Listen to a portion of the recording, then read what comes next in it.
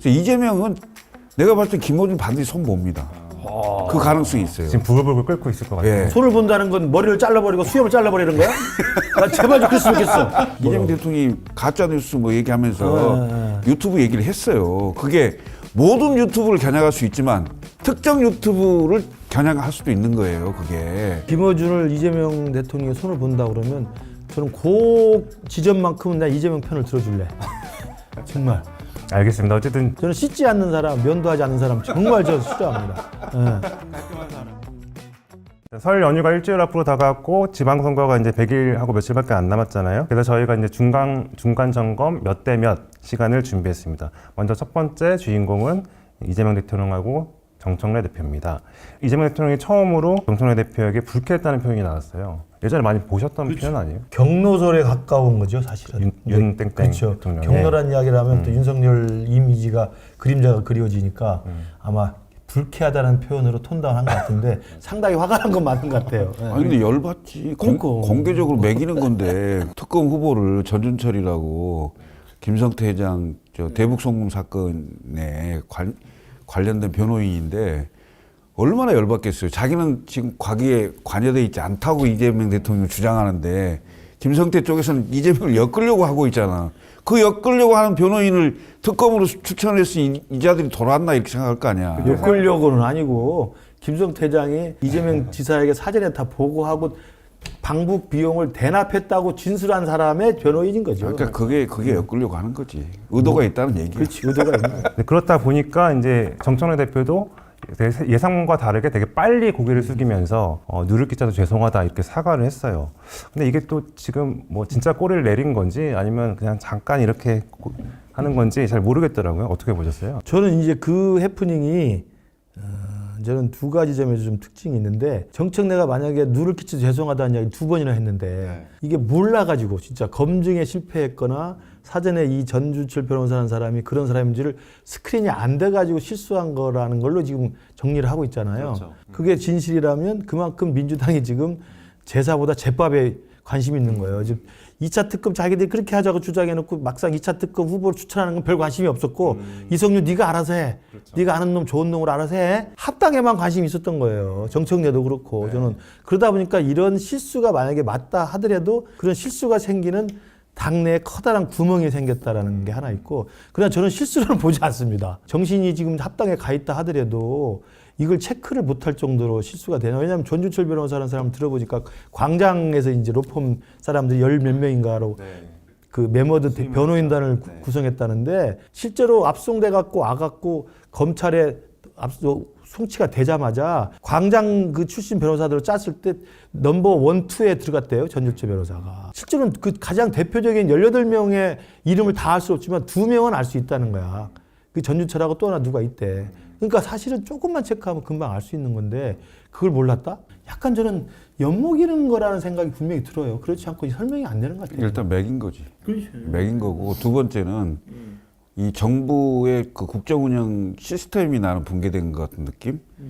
집권당이 물론 추천할 수 있는 권한이 있지만 민정수석이나 정무수석이나 다 소통을 기본적으로 하죠. 예를 들면 복수의 사람을 두고 이 사람 어떠냐 저 사람 어떠냐 이렇게 해야 되는 게 기본이에요. 그 다음에 이게 추천했다고 한 사람이 서울중앙지검 출신이야. 그러면 검사 다 알아. 어지간한 검사들은. 그리고 이 이제 추천 이유가 뭐냐면 윤석열 대통령한테 엄청난 그 핍박을 당했다. 그러니까 반윤 검사다. 이래서 했다는 거야. 근데 오히려 이렇게 넷대로가 붙어 있는 검사면 오히려 안 해야지.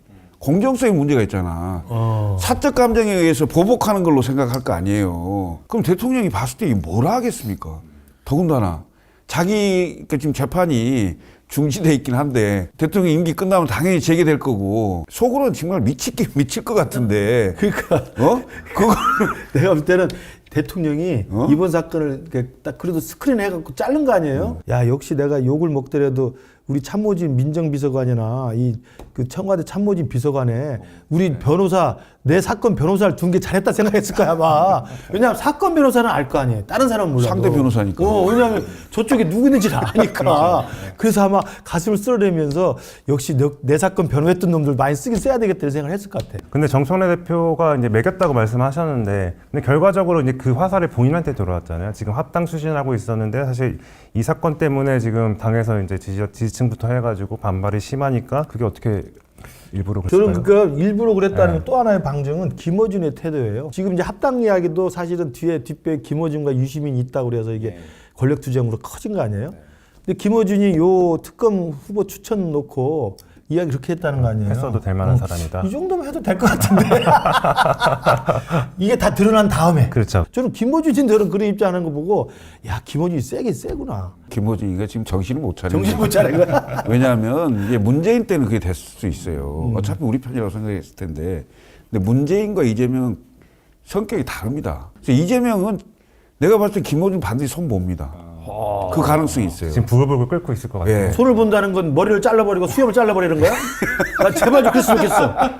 아니 왜냐하면 이미 유튜브에 관련된 메시지를 이미 냈잖아. 이재명 대통령이 가짜뉴스 뭐 얘기하면서 유튜브 얘기를 했어요. 그게 모든 유튜브를 겨냥할 수 있지만 특정 유튜브를 겨냥할 수도 있는 거예요. 그게. 김어준을 이재명 대통령이 손을 본다 그러면 저는 그 지점만큼은 나 이재명 편을 들어줄래. 정말. 알겠습니다. 어쨌든 저는 씻지 않는 사람, 면도하지 않는 사람 정말 저 싫어합니다. 예. 알겠습니다. 어쨌든 지금 상황을 보면은 그동안에 이제 명청 갈등이 이제 부글부글 이렇게 끌어오르다가 지금 약간 임계선을 넘었다고 판단하니까 불쾌하다라고 표현을 한 것 같아요. 그래서 지금 저희가 준비한 게 첫 번째 판넬. 자, 첫 번째 판넬. 이재명 대통령 대 정청래 대표. 자, 누가 더 우위에 있나? 민주당 장악력 누가 더 우위에 있나? 10점 만점으로 10점 만점. 네. 자, 보여주시죠. 네. 자, 일단 근식 형님은 5대5 그리고 5대5. 철근 형님은 비슷하네. 4대6. 4대6 먼저 들어볼게요. 첫째는 민주당의 그 문화가 있어요, 문화. 그러니까 보수당은 대통령이 되면 대통령을 중심으로 해서 딱 수직 계열이 되는데 민주당은 그게 안 돼요. 벌써 민주당은 차기에 대한 얘기들이 나올 정도예요. 그래서 대통령이 되는 순간 그 어느 대통령이든 노무현, 문재인, 이재명 할 거 없이 당에 대한 장악력은 상당히 떨어진다.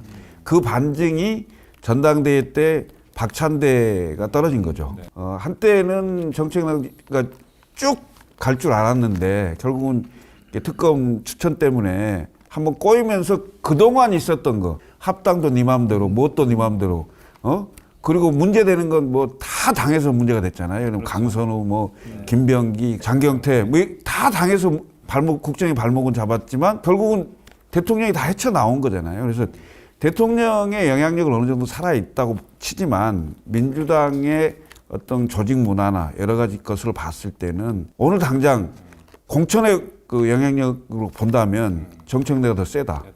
이렇게 보는 거죠. 형님은 5대5. 저도 비슷해요. 그러니까 대부분의 경우 일반적으로 집권 초기에 대통령의 영향력이 당에 대해서 훨씬 더 강력한데 민주당은 아무튼 들이받는 문화가 있어. 저는 지금 차기 민주당의 대권 구도와 현재 살아있는 대통령 권력 사이에 구조적인 갈등이 있을 수밖에 없습니다. 근데 그걸 알고 정청래는 1인 1표제 밀어붙이고 그 다음에 검찰개혁, 사법개혁 밀어붙이고 그 강성 권리당원들의 요구에 부응하는 좀 강한 주장들을 계속 밀고 나간 거예요. 이번에도 정청래의 이 합당 강행이나 특검 이 해프닝 같은 경우도 사실상은 정청래가 8월 달에 당대표를 다시 한 번 더해서 2년 임기를 추가로 보장받고 그런 총선 공천권을 행사하고 똑같이 비명행사, 친명행자 하듯이 자기 친척행제 시켜서 그 기반으로 대선 후보로 나가려는 그림이잖아요. 근데 그걸 너무 일찍 시동을 건 거야. 근데 그게 너무 눈에 보이니까 이재명 대통령으로서는 이게 참 가만히 보면서 기분은 나빴는데 어떻게 할 수단은 없고 그랬는데 이제 이번에 합당하고 이 특검 추천 논란이 되면서 이제 정청래가 한 발 물러난 거거든요. 그러나 여전히 저는 5대5다. 왜냐하면 여기에 개딸이 분화한대잖아요. 개딸이 정청래를 지지하는 청딸과 이재명을 지지하는 명딸이 또 있다는 거 아니에요. 그러니까 개딸들이 막 분화하고 있는 중이어서 앞으로 집권 여당과 대통령 사이의 이 권력 투쟁은 정말 한치 앞을 모르는 상황인 것 같아요. 그러니까 저는 사실은 전체 판넬을 줬으면 6대4로 어디? 지금 대통령이 6인으로 보거든요. 왜냐하면은 최근에 가장 그 대통령이 화가 난 포인트는 제가 그냥 추측하기로는 보안 수사권 문제였던 것 같아요. 공수처 법안 관련해서 보안 수사권이 제한적으로 필요하다고 했는데도 불구하고 사실상 보안 수사권을 안 준다고 했고 거기에다가 전준철 변호사 문제까지 터지니까 더는 안 되겠다라고 해서 지금 이제 당의 친명 의원들을 동원해서 지금 이제 공격을 시작한 거예요. 또 이제 반청 의원들 모임까지 지금 결성을 하고 있고 지금 대통령이 일단 지금 기선을 제압하고 그러니까 4대 6에서 5대 5 거쳐서 6대 4로 가는 지금 진화 중인데 그건 지금 국면이 그런 거고 구조적으로 보면 여전히 정청래 대표가 박찬대랑 붙었을 때 압도적으로 이겼잖아요. 여전히 권리당원들의 대다수는 정청래한테 많이 가 있어요. 맞아요. 1인 1표도 그렇고. 그렇죠. 1인 1표가 또 확정이 됐기 그래서 때문에. 저희가 이제 안 걸 여쭤보려고 한 게 사실 김민석 총리의 역할이 이제 그래서 중요한 그렇죠. 거잖아요. 대통령의 대리인으로서 총리를 하고 있지만 아마도 이제 곧 전당대회 할 때 그렇죠. 당권 주자로 나가서 김민석 총리가 이제 당권을 장악하느냐 못하느냐 이 문제란 말이에요. 그러니까 권력 투쟁이 돼버린 거예요. 그러니까 이현주 최고가 이 합당 논의를 권력 투쟁으로 성격 규명을 해버리고 그러다가 이 특검 이야기, 추천 이야기 나오니까 그 이건태 의원이 반역이란 표현을 써요. 배신. 저희가 볼 때는 이게 심각한 권력 투쟁이 이미 돌입이 된 거야. 이건태가 이제 친명계 의원인데 최고위원 떨어졌잖아. 그래서 열받았구나. 열받는 것도 있고 그래서 그 사람이 연통을 다 했다는 거야. 그 반청 의원들 모임. 그 지금 현재 그 70명 정도 모였다는데 아마 가반이 넘지 않을까? 오늘까지 70명이면 거기에 이제 주요 인사가 다 들어있어요. 최고위원 3명, 이원주, 황명선, 뭐 강득구 들어있고 그다음에 박찬대 들어있고 주요 인사들이 거의 대부분 다 이렇게 많이 포진돼 있는 상황이어서 당내 당이 이제 생겼다. 그것도 대통령 이름을 걸고 생겼다. 그렇죠. 이 얘기는 사실은 정청래 대표가 세다라는 걸 반증하는 거야. 그것도 그렇죠. 네? 맞는 근데 얘기예요. 이제 그 당내 이 정권 초에. 당으로 반청 그룹이 생기면 이게 지금 좀 멀리 나간 이야기인지 모르지만 우리 당의 입지가 더욱더 작아지는 거야. 왜냐하면 이제 이재명은 나름대로 대통령 된 다음에 중도 실용 쪽으로 가려는 포지셔닝을 하고 있잖아요. 그리고 이쪽 정청래하고 각을 세우면서 정청래는 사실은 약간 좀 강경파 쪽으로 가 있단 말이에요. 민주당 안에서 강경파하고 중도 실용파 사이에 싸움이 되면 설당이 계속 없어지는 거죠.